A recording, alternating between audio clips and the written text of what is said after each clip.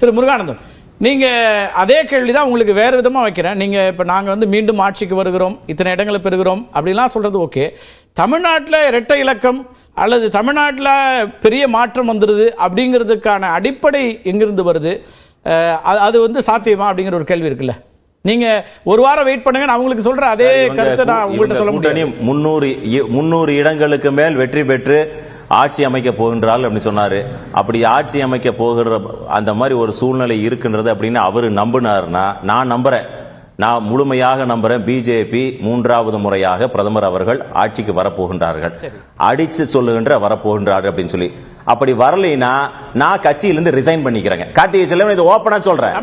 உங்களுக்கு நம்பிக்கை இருந்தா நீங்க சொல்லுங்க.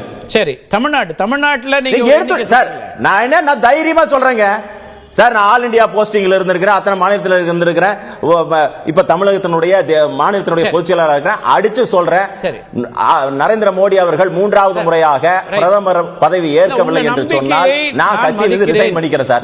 நீங்க சொல்லுங்க, உங்களுடைய விவாதத்தை நான் தைரியமா சொல்றேங்க. இல்ல நான் ஒரு கருத்து மட்டும் என்ன சொல்றேன்னா, உங்க சேலஞ்ச் வேறு விதமா வைக்கலாம்.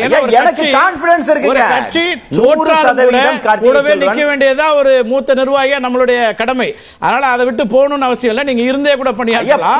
அப்படி ஒரு சினாரியோ சொல்லலாம்யா கார்த்திகை செல்வன். இல்ல தமிழ்நாட்டுல தென்னிந்தியால நான் தப்பு சொல்லல. கார்த்திகை செல்வன் நீங்க போய் சொல்லுங்க. நீங்க கார்த்திகை செல்வன் பொய் சொல்லலாம், 30 சீட்டுன்னு சொல்லுங்க, ஏக்கரா கணக்குல பொய் சொல்லாதீங்க. கவுண்டமணி சொன்ன மாதிரி அவருக்கு சொல்லுங்க. அதுக்கு ஒரு நம்புற மாதிரி சொல்லுங்க. நீங்க 300 இடம் வரும் அப்படின்னு 300 இடம் வரும்னு சொல்றது என்ன கற்பனைக்கு எட்டாவது விடுங்க. அதாவது அவரே உத்தரப்பிரதேசத்தை சுட்டி காட்டுறாரு, நான் குறிக்கிடுகிறேன். டெல்லியை அதே மாதிரி நீங்க சொன்னீங்க, ஹரியானாவை கழுவுவதற்காக வருகின்றார்கள். உங்களுடைய அத்தனை திட்டங்களை சொல்லி இருக்கின்ற அதனோட சாதனையும் சேர்த்து தமிழகத்தில் ஏற்கனவே இருக்கக்கூடிய ஒரு 5500 டாஸ்மார்க் எப்படி எல்லாம் நிர்வாகம் பண்ணி அதை எப்படி அதிகப்படுத்தினீர்கள் அதையும் சொல்லிருங்க. அதே மாதிரி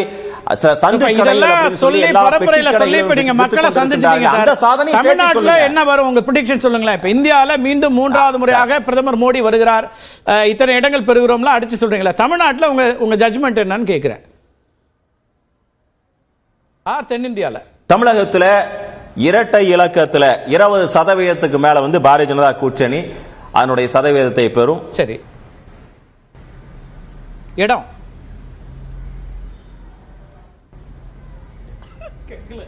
எல்லா இடங்களிலும் வெற்றி பெறுவதற்கான சாத்தியங்கள் இருக்கின்றது. இல்ல சார், நீங்க சாத்தியங்கள் அவரு 543 சொல்லுவாரு, அவரு ஏக்கருக்குன்னு சொல்லுவாரு. நான் அப்படி கேட்கல சார். இப்ப நீங்க 19 சொல்லிட்டார் சார். நான் அது ரெண்டுக்கு வித்தியாசம் இருக்குல்ல. நான் என்ன சொல்றேன்னாங்க, நீங்க 20% என்டிஏ வருதுங்கிறது வித்தியாசம் இருக்கின்றது.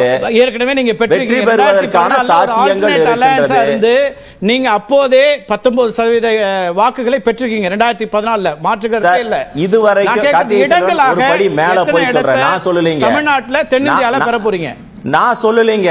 கார்த்திகை செல்வன் பேச விடுங்க. கார்த்திகை செல்வன் நான் சொல்லல. திமுக வந்து யாரை வந்து அரசியலுக்காக தேர்தலுக்காக 400 கோடின்னு சொல்றாங்க. நீ எத்தனாயிரம் கோடி கொடுத்து பிரசாந்த் கிஷோரை வச்சாங்கன்னு தெரியல. இது பத்திரிகையில வர சொல்லக்கூடிய செய்திகள்.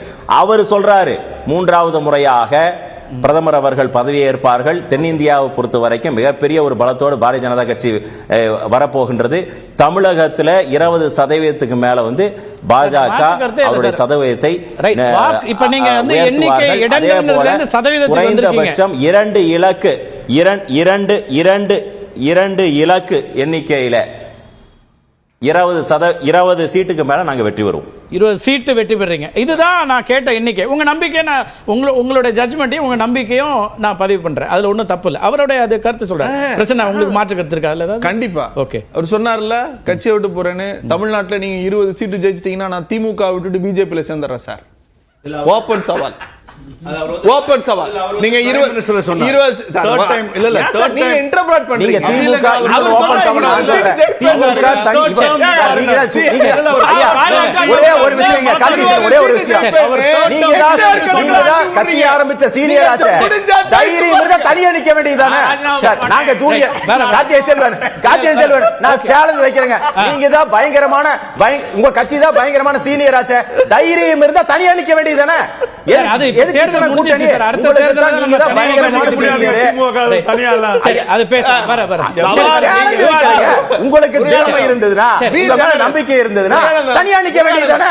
இந்த மாதிரி நம்பிக்கை இல்ல, அதனாலதான் கமலஹாசனை கூட கூப்பிட்டு வந்து உட்கார வைத்திருக்கின்றீர்கள். நீங்களும் கூட்டணி தான் சார், அதனால நம்ம அவங்க சொல்ல முடியாது. நீங்க ஒரு சவால் விட்டீங்க, ஒரு சவாலை சொன்னீங்க, நான் அந்த சவாலை ஏத்துக்கிட்டேன். பாஜக 20 சீட்டு ஜெயிச்சுச்சுன்னா நான் ஐயா அந்த சவால்ல நில்லுங்க. நான் என்ன சவால் விட்டேன் அதுக்கு முதல்ல பதில் சொல்லுங்க.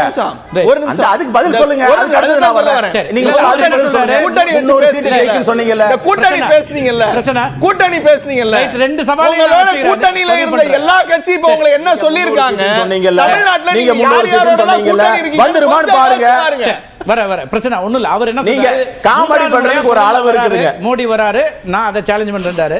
நீங்க 20 சீட்டுக்கு சேலஞ்ச் பண்றீங்க. இந்த ரெண்டு சேலஞ்சையும் பதிவு பண்ணிப்போம், அவ்வளவுதான் இப்போதைக்கு செய்ய முடியும் திரு கனகராஜ். இல்ல இதுல ரியாலிட்டிக்குள்ள இது இந்த வாத பிரதிவாதங்கள், ஐடியாலஜிக்கல் டிஃபரன்சஸ் இதெல்லாம் கடந்து என்ன ரியாலிட்டி இப்போ நீங்க இந்த விஷயங்களை எப்படி நகர போகுதுன்னு பாக்குறீங்க? ஏன்னா ஒரு மார்க்சிஸ்ட் கம்யூனிஸ்ட் கட்சியினுடைய ஒரு பார்வை ஒன்று இருக்கும், இந்தியா கூட்டணியில இருக்கக்கூடிய டிஃபரன்சஸோட சேர்த்து இந்த ஆட்சி அமைப்பது குறித்த அதற்கான நகர்வுகள் ஒரு நம்பிக்கை தான். எல்லா கூட்டணிக்கும் வெற்றிக்கான வாய்ப்பு இருக்குது அப்படின்னா 6 தேர்தல் முடிஞ்சிச்சு, 6 கட்டங்கள். ஆனால் அவங்க இன்னும் ஸ்ட்ராங்காக நாங்கள் பிலீவ் பண்ணுறாங்க. ஏற்கனவே நாங்கள் எங்களுடைய பெரும்பான்மை இடங்களை கடந்துட்டோங்கிறார் உள்துறை அமைச்சர்.